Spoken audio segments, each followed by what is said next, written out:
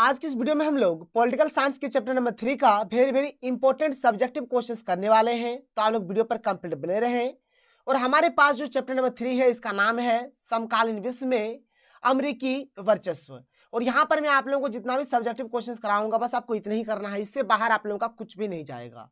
तो चलिए शुरू करते हैं और एक एक करके हर एक क्वेश्चन को देख लेते हैं। सबसे पहले हम लोग बात करते हैं खाड़ी युद्ध, जिसको हम लोग गल्फ वार या फिर ऑपरेशन डेजर्ट स्टॉर्म या फिर कंप्यूटर युद्ध या फिर वीडियो गेम वार भी बोलते हैं। ये जो क्वेश्चन है वेरी वेरी इंपॉर्टेंट है। तो किसी भी तरीके से पूछा जाए, ऐसा पूछा जाए, ऐसा ऐसा या फिर ऐसा, कोई दिक्कत नहीं है, आंसर इसका एक ही होने वाला है जो यहाँ पर मैं आपको बताऊंगा। तो चलिए भाई देख लेते हैं कि खाड़ी युद्ध का यहाँ पर जो प्यारा सा सुंदर सा जो हमारा यहाँ पर डेफिनेशन होगा क्या है, देख लीजिए। पहला पॉइंट कि प्रथम खाड़ी युद्ध 2 अगस्त 1990 से 28 फरवरी 1991 के बीच लड़ा गया था। देख लो भाई, ये जो प्रथम खाड़ी युद्ध है ये हमारा 2 अगस्त 1990 को शुरू हुआ था और ये 28 फरवरी 1991 तक चला था। 2 अगस्त 1990 को इराक की सेनाओं ने कुवैत पर कब्जा कर लिया तथा इराक ने कुवैत को अपना 19वीं प्रांत घोषित कर दिया। देखो 2 अगस्त 1990 को क्या होता है भाई कि इराक की सेना ने क्या करता है, कुवैत पर कब्जा कर लेता है और कुवैत को अपना प्रांत घोषित कर देता है। यह मामला सुरक्षा परिषद में आया जहां इराक के इस कार्य की निंदा की गई तथा उसे कुवैत को मुक्त करने का आग्रह किया गया।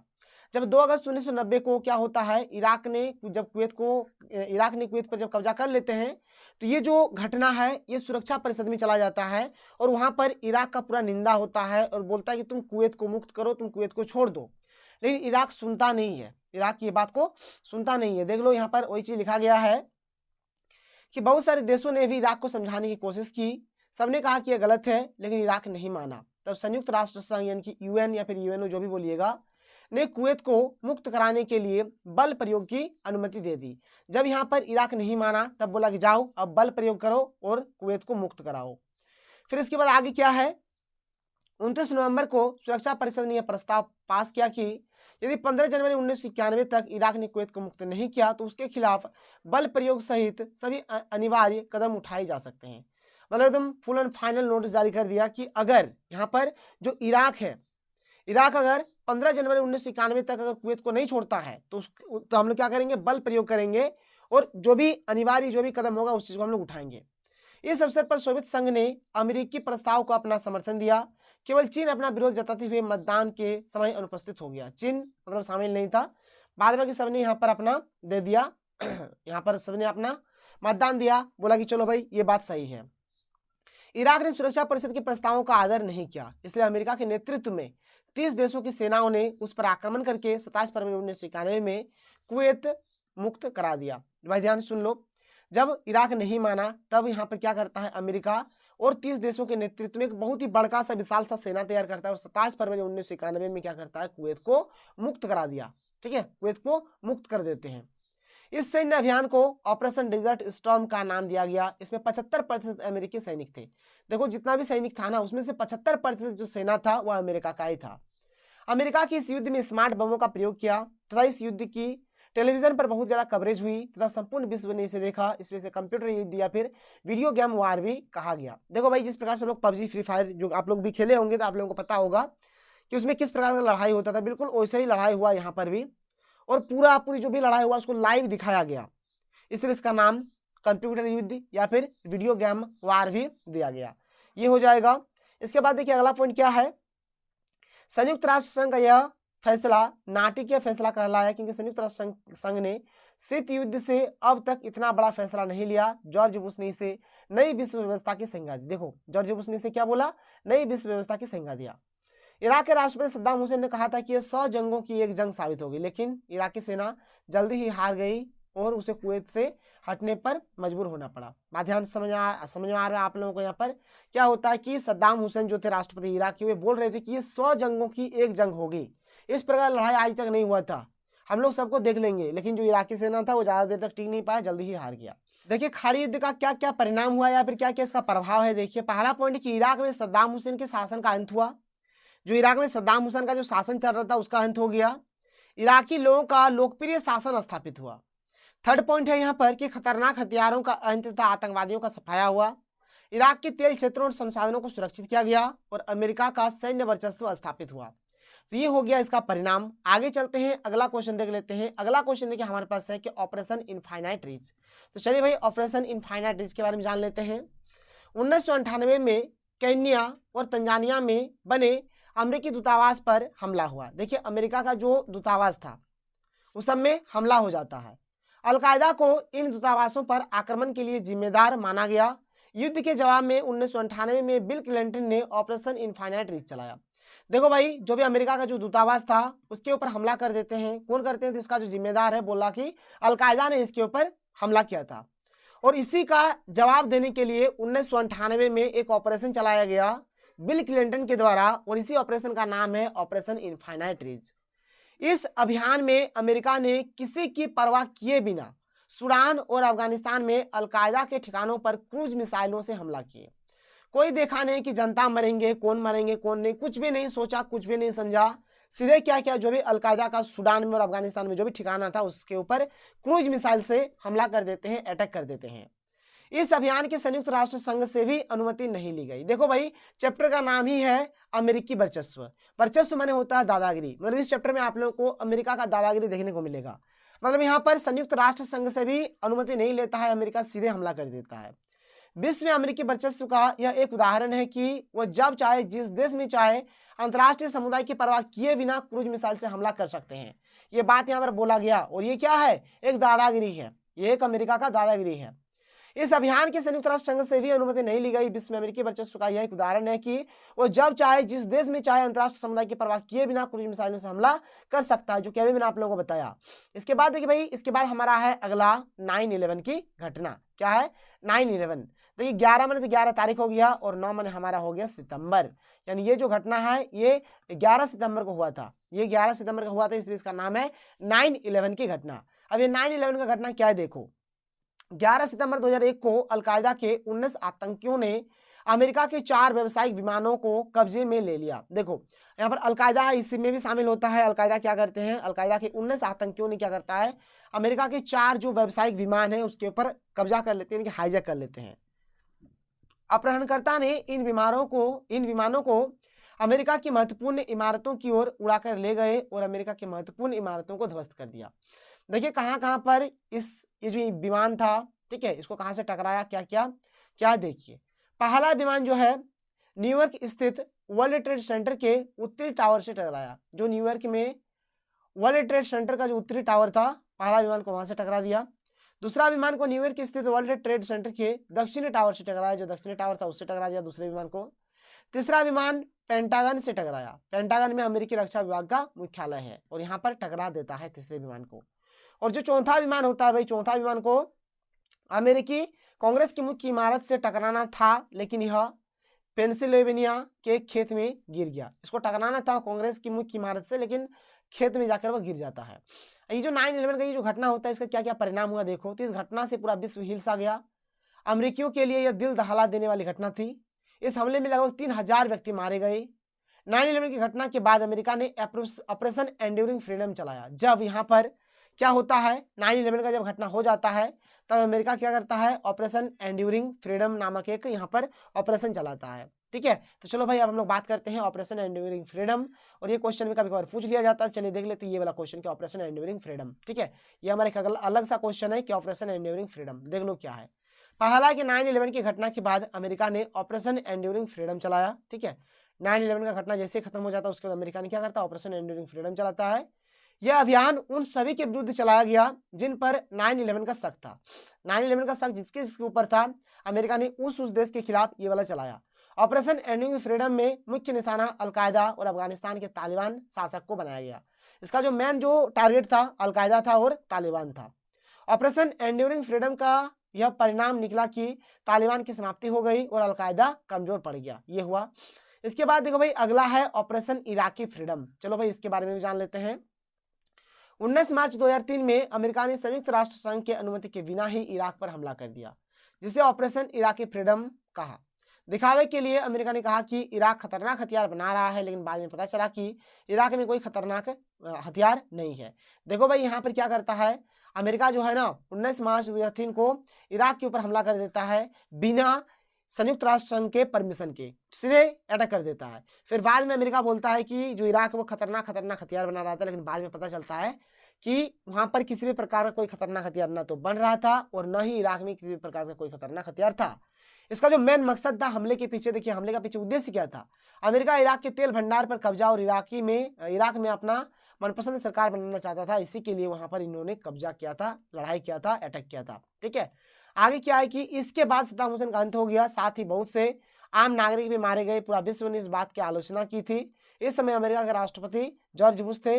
ऑपरेशन इराकी फ्रीडम को सैन्य और राजनीतिक धरातल पर असफल माना गया, क्योंकि इसमें 3000 अमेरिकी सैनिक, ठीक है, बड़ी संख्या में इराकी सैनिक तथा लगभग कितना है 50,000 निर्दोष नागरिक मारे गए थे। मतलब बहुत सारा यहाँ पर मारे गए भाई। ठीक है, बहुत सारे लोग मारे गए। बस ऐसे सब चीज आप लोगों को लिख देना है। इसके बाद अगला कि वर्चस्व क्या है, वर्चस्व के विभिन्न प्रकार क्या है, व्याख्या करें। तो भाई वर्चस्व का अर्थ होता है दादागिरी। वर्चस्व का मतलब ऐसी स्थिति है जिसमें कोई देश विश्व में बाकी देशों के मुकाबले ज्यादा मजबूत स्थिति में हो। अमेरिका विश्व में बाकी देशों के मुकाबले ज्यादा ताकतवर स्थिति में था। यह ताकत आर्थिक, राजनीतिक और सांस्कृतिक क्षेत्रों में थी। वर्चस्व के विभिन्न प्रकार देख लो भाई। सैन्य शक्ति, सैन्य शक्ति वर्चस्व प्राप्ति करने का एक महत्वपूर्ण पक्ष है। सैन्य शक्ति के आधार पर ही कोई देश दूर दराज के देशों, जलमार्गों, वायुमार्गों आदि पर अपना प्रभुत्व जमा सकता है। दूसरे देशों को सैन्य सुरक्षा का आश्वासन देकर उनसे मदद प्राप्त कर सकता है, अपनी शर्तों का लागू करवा सकता है, अपनी शर्तों को लागू या शर्तों को लिख दीजिए ज़्यादा बेटर रहेगा, अपनी शर्तों को लागू करवा सकता है। इसी के बल पर वो विरोधियों को दबा सकते हैं या उसे अलग थलग कर सकते हैं। ये वह सैन्य शक्ति वाला, ठीक है, ये वह सैन्य शक्ति। अगर किसी भी देश के पास अगर सैन्य शक्ति है, अच्छा सैन्य शक्ति है, तो वो किसी भी देश के ऊपर अपना दबदबा बना सकता है। देखिए दूसरा है आर्थिक शक्ति। आर्थिक शक्ति भी सैन्य शक्ति के समान ही प्रभावशाली है। यानी अगर धन दौलत पैसा वगैरह अगर किसी भी देश के पास अगर अच्छा होगा, अगर वो डेवलप होगा कंट्री, तो किसी भी देश के ऊपर अपना दबदबा बना सकता है। वही सब चीज़ है कि कई परिस्थितियों में जब खुल्लम खुल्ला सैन्य कार्रवाई संभव नहीं होती है, तब आर्थिक शक्ति का प्रयोग ही उचित होता है। आज विश्व की वित्तीय संस्थाओं जैसे विश्व बैंक, अंतर्राष्ट्रीय मुद्रा कोष आदि पर संयुक्त राष्ट्र संघ का नियंत्रण है। जो उसकी इच्छा का पालन नहीं करते उन्हें विभिन्न प्रकार, ठीक है, वित्तीय ऋण, छूट तथा सुविधाएं देना बंद कर देता है। हाल ही में ईरान को सबक सिखाने के लिए अमेरिका ने सभी देशों को ईरानी तेल खरीदने से मना किया है। तो ये सब हो जाएगा हमारा आर्थिक शक्ति। इसके बाद आगे चलिए, आगे है विज्ञान, सूचना तथा प्रौद्योगिकी में वर्चस्व। किसी भी देश को अपना प्रभुत्व साबित करने के लिए विज्ञान, सूचना तथा प्रौद्योगिकी, स्वस्थ परिवहन क्षेत्रों में आगे रहना आवश्यक है। तभी वह संसार के हर क्षेत्र में अपनी उपस्थिति तथा भूमिका सुनिश्चित कर सकता है। इसी के माध्यम से वह विरोधियों तथा षड्यंत्रकारियों पर जासूसी कर निगरानी रख सकता है तथा नष्ट कर सकता है। देखो भाई, अगर किसी भी देश का विज्ञान, सूचना और प्रौद्योगिकी अगर अच्छा है तो वो देश किसी भी देश के ऊपर दबदबा बना सकता है। अपना जो भी मतलब जानना है, खुफिया जानकारी जो चाहिए विज्ञान वगैरह से ले सकता है। अगर विज्ञान अच्छा होगा तो देश अपने लिए मतलब थोड़ा खतरनाक हथियार बना सकता है, जो जिससे क्या होगा, दूसरे देश डर कर रहेंगे। ये बात हो गया। इसके बाद सांस्कृतिक पक्ष, तो वर्चस्व का एक पक्ष सांस्कृतिक भी है, जो रहन सहन के ढंग, बोलचाल, व्यवहार, विचारधारा आदि से संबंधित है। इसमें एक आकर्षण होता है जिससे दूसरे उसके साथ मित्रता रखना चाहते हैं, उसे आदर्श मानते हुए उसका अनुकरण करते हैं। आजकल पश्चिमी संस्कृति का बोलबाला है। युवा पीढ़ी में अमेरिकी फैशन, जीवन शैली, व्यवसाय, नौकरी के प्रति विशेष आकर्षण है। ये हो जाएगा। अमेरिकी वर्चस्व देख लो भाई। अमेरिकी वर्चस्व से रिलेटेड कोई सा भी अगर क्वेश्चन आया तो क्या लिखिएगा, अमेरिकी वर्चस्व। अमेरिकी वर्चस्व मतलब क्वेश्चन में अगर आपको अमेरिकी वर्चस्व दिखाई देना तो आपको ये सब लिख देना है। देखो भाई, पहले का डिस्कस करते हैं, सबसे पहले देखते हैं सैन्य ताकत के रूप में वर्चस्व। अमेरिका का सैन्य ताकत किस प्रकार से था, तो सैन्य ताकत के रूप में देख लेते हैं इसके वर्चस्व को। पहला पॉइंट है कि अमेरिका वर्तमान में विश्व की सबसे बड़ी सैन्य शक्ति है। मतलब अगर देखा जाए तो पूरे विश्व के अंदर तो अमेरिका का जो सैन्य शक्ति है बहुत ही अच्छा है। उसके बाद विभिन्न प्रकार के अत्याधुनिक हथियार भी है, एकदम लेटेस्ट मॉडल वाला हथियार है। अमेरिका की रक्षा प्रणाली बहुत ही उन्नत है। उस लोगों का जो रक्षा प्रणाली है बहुत ही अच्छा है, बहुत ही डेवलप्ड है। अमेरिका अपने वार्षिक बजट का एक बड़ा हिस्सा रक्षा क्षेत्र में खर्च करता है। लगातार वह रक्षा क्षेत्र में अनुसंधान करता रहता है। अमेरिका का रक्षा बजट विश्व के सबसे ज्यादा ताकतवर 12 देशों के कुल रक्षा बजट से भी ज्यादा है। ये तो हो गया सैन्य शक्ति वाला। फिर ढांचागत ताकत या आर्थिक शक्ति के रूप में देखिए तो अमेरिका विश्व की सबसे बड़ी अर्थव्यवस्था है। अमेरिका का अर्थव्यवस्था में पूरे विश्व की 21% हिस्सेदारी है। मतलब देखिए 21% अमेरिका का ही है केवल।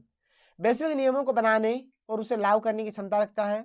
दूसरे देशों के मामले में भी हस्तक्षेप कर और वहां की व्यवस्था सुधारने में सक्षम है। जीपीएस, इंटरनेट, गूगल, माइक्रोसॉफ्ट और अमेरिकी उपग्रहों पर पूरे विश्व की निर्भरता उसकी ढांचागत ताकत को व्यक्त करता है। अंतर्राष्ट्रीय मुद्रा कोष, विश्व बैंक और विश्व व्यापार संगठन में अमेरिका का प्रभाव स्पष्ट रूप से दिखाई देता है। एमबीए का पाठ्यक्रम अमेरिका ने ही सबसे पहले शुरू किया। देखिए एमबीए जो होता है ना कोर्स होता है, तो अमेरिका ने ही सबसे पहले इस कोर्स को लागू किया था। अमेरिका ने पूरी दुनिया को ये बताने की कोशिश किया है कि व्यापार के लिए भी पाठ्यक्रम होना चाहिए, सिलेबस होना चाहिए। फिर देखिए फिर ब्रिटेन वुड्स प्रणाली है, ठीक है। द्वितीय विश्व युद्ध के पश्चात ब्रिटेन वुड प्रणाली कायम हुई। अमेरिका द्वारा कायम यह प्रणाली आज भी विश्व की अर्थव्यवस्था की बुनियादी संरचना का काम कर रही है। फिर कई वैश्विक संगठन जैसे कि विश्व बैंक है, अंतर्राष्ट्रीय मुद्रा कोष है, विश्व व्यापार संगठन है, संयुक्त राष्ट्र संघ पर भी अमेरिका वर्चस्व है। डॉलर का प्रभुत्व उन लोगों का, डॉलर चलता है वहाँ। तो अमेरिकी अर्थव्यवस्था विश्व की सबसे बड़ी अर्थव्यवस्था है, इसलिए अंतर्राष्ट्रीय व्यापार से जुड़ी कंपनियां अमेरिकी डॉलर से व्यापार करती है, जिससे अमेरिकी डॉलर का वर्चस्व है। ये हो जाएगा। इसके बाद अगला प्रश्न वेरी इंपॉर्टेंट कि भारत और अमेरिका के बीच का जो संबंध है इसको लिखना है, ठीक है।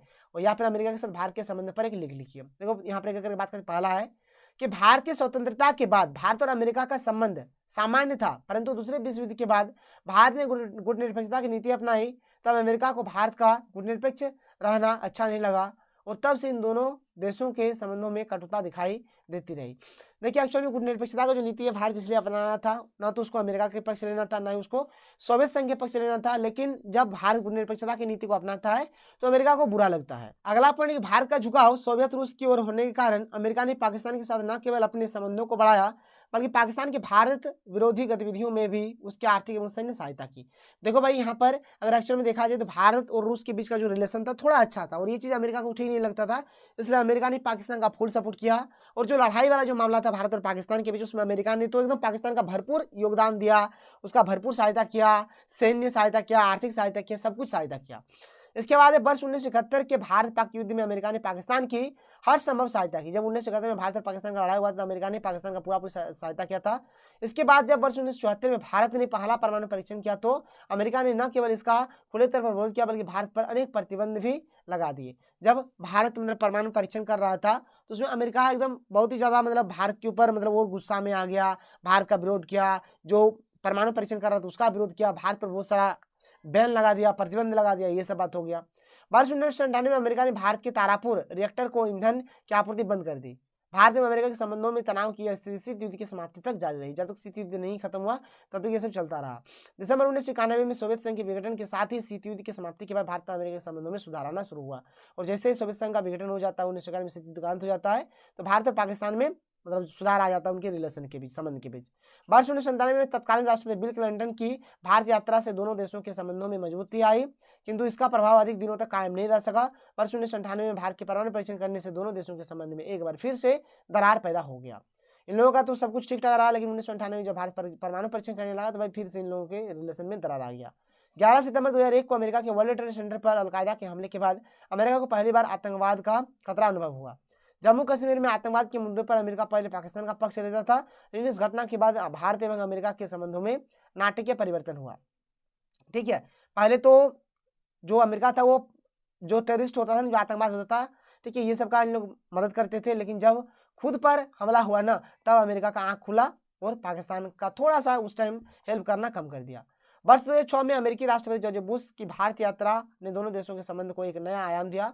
2 मार्च 2006 को दोनों देशों के बीच हुए असैन्य परमाणु समझौते ने भारत को अमेरिकी विदेशी नीति में ऐसा स्थान दिला दिया जो किसी अन्य देशों को हासिल नहीं है। अमेरिका ने ऊर्जा, तकनीक, चिकित्सा और कृषि जैसे क्षेत्रों में भी भारत के साथ नए समझौते किए हैं। दोनों देशों के बीच मुक्त आकाश समझौता हो चुका है, जिसके तहत दोनों देशों के नागरिक विमानों को एक दूसरे के हवाई क्षेत्र में उड़ान भरने की खुली छूट दी गई है। ये हो गया। वर्ष 2007 में भारत और अमेरिका ने जापान एवं ऑस्ट्रेलिया के साथ मिलकर 4 पक्षीय वार्ता की पहली बैठक, इसमें चारों देशों द्वारा रणनीति मोर्चे पर मिलकर काम करने की बात की गई। 2008 में तत्कालीन भारतीय प्रधानमंत्री मनमोहन सिंह की अमेरिका यात्रा के कारण दोनों देशों के संबंधों में महत्वपूर्ण सुधार हुआ। ये हुआ 10वां पॉइंट। अगला पॉइंट कि वर्ष 2008 में मुंबई में हुए आतंकवादी हमले के बाद अमेरिका ने पहली बार पाकिस्तान पर कड़ा दबाव बनाया। जब भारत एवं अमेरिका के बीच एक नए मित्रतापूर्ण युग की शुरुआत थी, क्योंकि अब तक अमेरिका को पाकिस्तान का पक्ष लेते देखा गया था। देखिए, जब 2008 में मुंबई पर आतंकवादी हमला होता है, तब उस टाइम अमेरिका भी पाकिस्तान का निंदा करता है और भारत का पक्ष लेता है। ओबामा ने नरेंद्र मोदी के प्रधानमंत्री बनने पर बधाई दी और साथ ही उन्हें अमेरिका यात्रा के लिए आमंत्रित भी किया। सितंबर 2014 में हमारे प्रधानमंत्री अमेरिका गए। वहाँ श्री ओबामा ने गुजराती में केम छो मिस्टर पीएम कहकर उनका गर्मजोशी से स्वागत किया। ये सब लिख लीजिए। इसके बाद देखो भाई, ये जो प्रश्न है ना, कितने तरीके से पूछा जा सकता है और वेरी इंपॉर्टेंट क्या है कि अमेरिकी वर्चस्व की राह में कौन से व्यवधान है, आपके विचार से इनमें से कौन सा व्यवधान आगामी दिनों सबसे अधिक महत्वपूर्ण साबित होगा? या फिर अमेरिकी वर्चस्व के मार्ग में अवरोधों का वर्णन कीजिए, या फिर अमेरिकी वर्चस्व के रास्ते में सबसे बड़े 3 अवरोधों का विश्लेषण कीजिए। चलिए देख लेते हैं यहाँ पर क्या क्या अवरोध है, एक एक करके यहाँ पर डिस्कस करते हैं। सबसे पहला है कि अमेरिकी की संस्थागत बनावट उसके वर्चस्व के रास्ते में सबसे बड़ी बाधा है। मतलब उसका जो बनावट है, संस्थागत जो बनावट है। अमेरिका में शक्तियां शासन के 3 अंगों के बीच बटी हुई है। इसी वजह से कार्यपालिका द्वारा सैन्य शक्तियों का पूरी तरह से उपयोग नहीं किया जा सकता है। इन लोगों का जो शासन व्यवस्था है 3 प्रकार से बांटा गया है, इसलिए जो कार्यपालिका है, ठीक है, वो अच्छे तरीके से शक्तियों का भरपूर यूज नहीं कर पाते हैं। अमेरिका समाज यानी अमेरिका के लोग शिक्षित एवं जागरूक है, इसी वजह से वह अमेरिकी द्वारा सैन्य शक्तियों के गलत प्रयोग का विरोध कर अमेरिका की मनमानियों को रोक सकते हैं। ये बात हो गया। अगला है कि नाटो अमेरिका का संगठन है। इस संगठन के साथ अमेरिका के आर्थिक हित जुड़े हुए हैं। इस वजह से इस संगठन के देश अमेरिका को कुछ गलत करने से रोक सकते हैं और अमेरिका वर्चस्व पर लगाम लगा सकते हैं। ये सब चीज हो गया। इसके बाद भाई न्यूयॉर्क स्थित विश्व व्यापार केंद्र पर हुए आतंकवादी हमले की तारीख बताइए। तो मुंबई के होटल ताज समेत मुंबई के अन्य 5 जगहों पर हुए आतंकी हमलों की तारीख बताइए। देखिए, विश्व व्यापार केंद्र पर जब हमला हुआ था 11 सितंबर 2011 हुआ था, और मुंबई आतंकी हमला 26 से 29 नवंबर 2008 तक हुआ था। इराक ने कुवैत पर कब आक्रमण किया और उस समय इराक का राष्ट्रपति कौन था? तो इराक ने 1990 में कुवैत पर आक्रमण कर कब्जा कर लिया। उसमें इराक का राष्ट्रपति सद्दाम हुसैन था।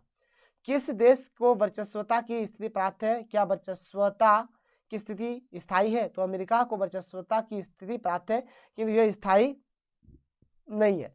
क्योंकि देखो भाई, आज भले ही मान के चलिए कि अमेरिका ताकतवर है, हो सके कुछ सालों बाद कोई दूसरा देश ताकतवर हो जाए, या फिर अभी मान के चलिए कोई दूसरा देश ताकतवर है तो हो सके कुछ दिन बाद कोई और दूसरा देश ताकतवर हो जाए। तो इस प्रकार से चीज हो सकता है। तो ये रहा हमारा आज का वीडियो। देखिए, मेरा थोड़ा तबियत है, इसलिए हो सके कि आप लोगों को थोड़ा सा ऑकवर्ड सा लग रहा होगा। फिर कोई ना, आप लोग मैनेज के लिए। चलिए मिलते हैं अगले वीडियो में। Thank you. जय हिंद।